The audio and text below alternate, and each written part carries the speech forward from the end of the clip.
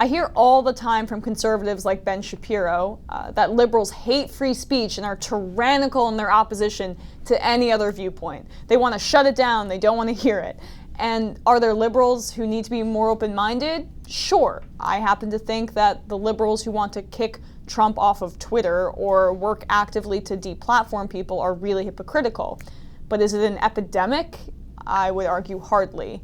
However, that doesn't mean that conservatives aren't going to continue to harp on it in an effort to victimize themselves. And fake liberals, Dave Rubin, aren't going to quit pretending like it's a massive issue to get a fraction of that Shapiro audience. At the same time, those conservatives are advocating for the NFL national anthem protest to be shut down and for Sam Seder to be fired from MSNBC for a Roman Polanski rape joke tweet that he made back in 2009, deplatforming people and shutting them up, the same thing that they argue against and that they say liberals are doing. So there's hypocrisy all around, but I'd argue especially on the conservative side. They have zeroed in on college campuses as the place where the intolerant left is most shutting up all free thought and ideas and liberty. Conservative pundits have latched onto this, I get it, but this battle cry didn't come out of thin air, and it's not being perpetuated by no one. No, as it often is with conservative BS, it's being funded by big donors. Here is some amazing reporting from The Nation. In May, a new nonprofit group called Speech First sued the University of Michigan in federal court over its speech code, which it claims has a chilling effect on young Trump supporters. Speech First wants the university to ban any investigation into campus harassment, bullying, and bias-related misconduct. It argues that these terms are defined so broadly that they restrict the free speech of campus conservatives.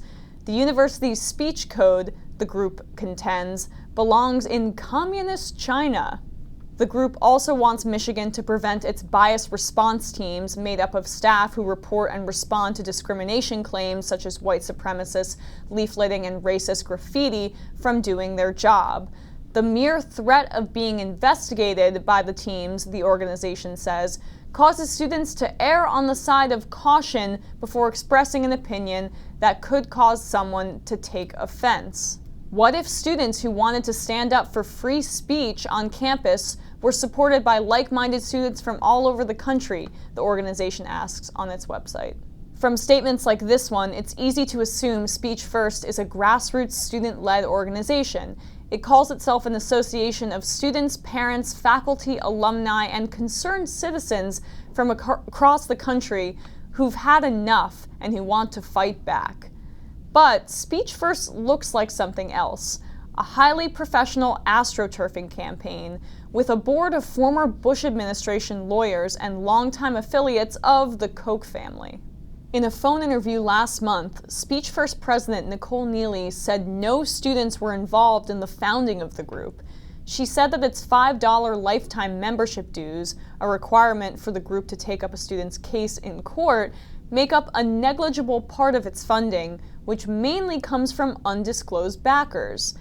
Neely declined to say whether the Kochs were involved with Speech First. Nonetheless, Speech First board of directors includes a former head of a Koch-backed trust and 2 conservative attorneys from Koch-funded programs. Neely herself is a senior fellow and a former executive director at the Independent Women's Forum, IWF, a conservative nonprofit. IWF has received Koch funds directly, and its backers include Donors Trust and Donors Capital Fund, nonprofits whose biggest donors are the Koch brothers. And this is par for the course for the Koch brothers, who say that they are so concerned with free speech and the free exchange of ideas that they want a direct hand in that free speech. As reported in the New York Times, a new trove of documents unearthed by an intrepid student group from George Mason University reveals that conservative donors, including the Kochs, have been using their wealth to assert control over faculty hiring. The documents indicate that, as early as 1990, the Kochs were insisting on their right to place representatives on hiring committees, and that the practice continued for decades. At Arizona State, another large public institution, the Kochs funded the creation of subdivisions within the schools that existed outside typical departments and disciplines. This keeps Koch scholars from having to collaborate with non-Koch colleagues. It also potentially keeps independent faculty from exercising due diligence over hiring, tenure, and promotion within the university's Koch enclave.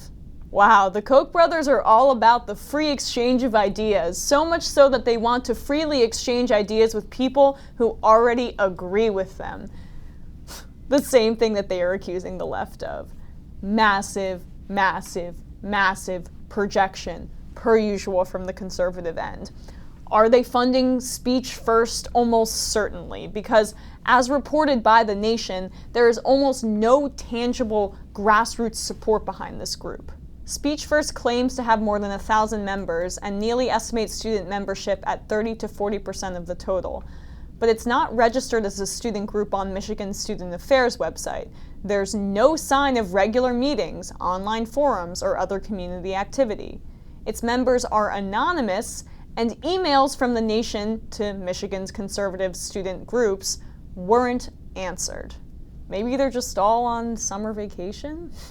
Or maybe this whole campus free speech thing is overblown because it gives conservatives an opportunity to feel like the victims. An opportunity that they relish because, you see, what these conservatives are really upset about is not that there is less free speech.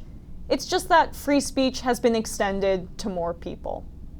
Now more groups and people of all different backgrounds and all different voices are starting to be given credence. It's called multiculturalism, and it's actually a very good thing, conservatives, but it's threatening the old order, an old order that has been very good to people like the Koch brothers.